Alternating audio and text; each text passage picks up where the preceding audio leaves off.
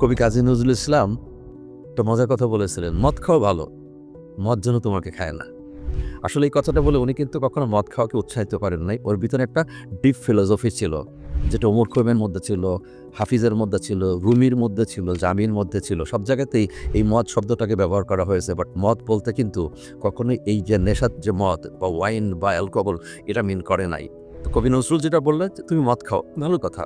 দেখো মদ যেন তোমাকে খেয়ে না ফেলে। তো আমি ওই অ্যানালগটা নিয়ে এসছি একটা কারণেই। আমরা টাইমটা ব্যবহার করি ঠিক আছে।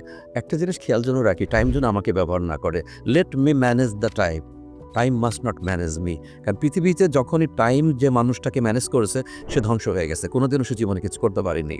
কারণ যিনি সাকসেসফুল ম্যান বা উইমেন, তার প্রথম কাজ হচ্ছে he or she could manage the time very beautifully, very effectively, এবং অ্যাজ এ রেজাল্ট তার গ্লোরিয়াস সাকসেস অ্যাচিভমেন্ট আসছে।